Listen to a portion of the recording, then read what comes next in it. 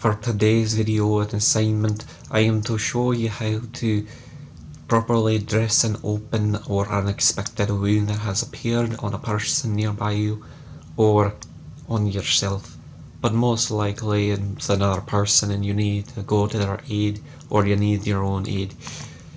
For today's little thing, I'm going to be using this as the gauze pad, these as the gloves since I don't want to waste material, and this as the bandaging.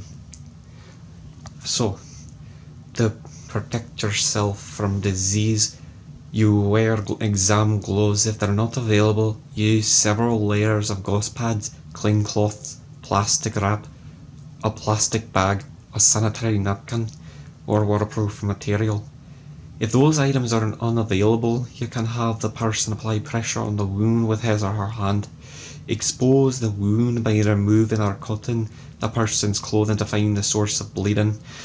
Place a sterile gauze pad or a clean cloth, such as a handkerchief, a waistcloth, or towel, over the entire wound and apply direct pressure with your fingers for small wounds and with the palm of your hand for larger wounds. Hold steady and firm and uninterrupted pressure on the wound for at least 5 minutes. The gauze or cloth allows you to apply even pressure. Direct pressure stops most bleeding. Applying direct pressure to the wound compresses the sides of the torn vessels and helps the body's natural clotting mechanisms work. Be sure the pressure remains constant, if not too light, and is applied to the bleeding source. If the bleeding does not stop within 10 minutes, add more dressing on the first and press harder over a wider area. Do not remove blood-soaked dressing. Add new dressing over the old ones so you do not dislodge the clot that has formed.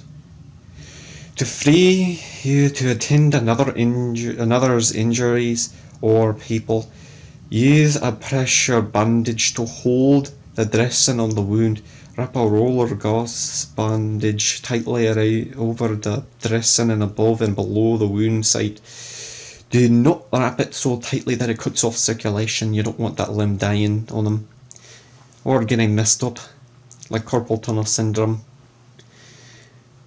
When bleeding stops, properly dispose of the gloves and wash your hands. Now, for a demonstration, for a simple one, I'm going to be showing you how to do the cravat method of bandaging, which is wrap around, up and down, over a small spot. There is also the figure 8 and the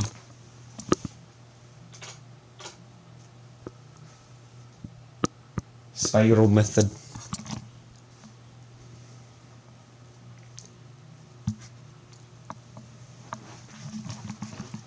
Now, imagine I have an open wound. I'm not going to cut myself. I can put ink on myself, but it'd be a waste. So imagine that I have a wound cut open right here.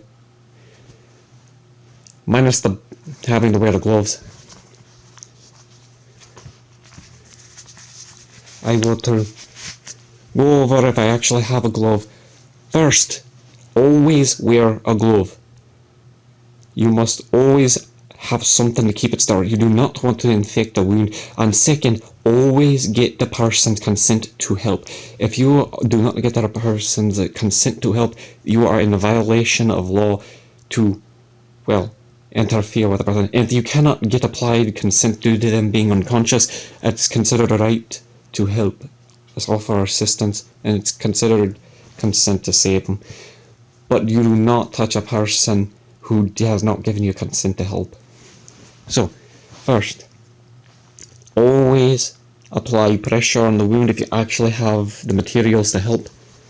Always keep there.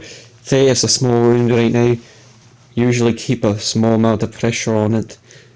Never too much. You know, cutting off circulation. And once you properly have gotten it settled down, and if it got too bloody, I just add another layer, like I said before.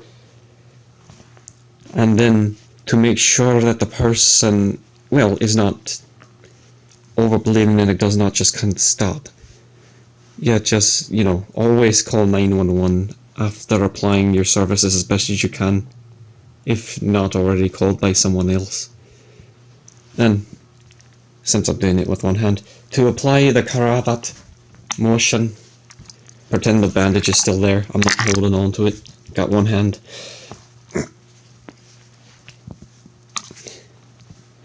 First, get it over it, do not too tightly, always keep it a little loose. You'll want to keep it safe. Then, wrap it over, keep it off, make it easier for myself. Wrap it over, first, tight. Over on the back side, on the opposite side of the gauze pad. Then, you want to take one of the sides and go, putting it down here. You want to go first, up or down, does not matter. Wrap around. It's basically an X motion, up, down, up, down. You want to keep it going up and down. So, if you didn't see that, it's first wrap around, then go up, then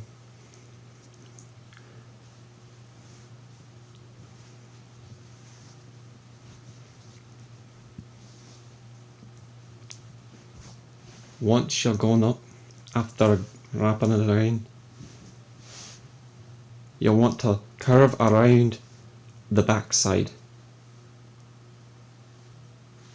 and then down, making an X from your little spot. It's basically a circle around a circle, and once you've gotten all that wrapped around and such, you'll want to tie it off at the very end. The two sides, not stretching it too much but keeping it stretched a little bit to ensure that it stays on. Now that is my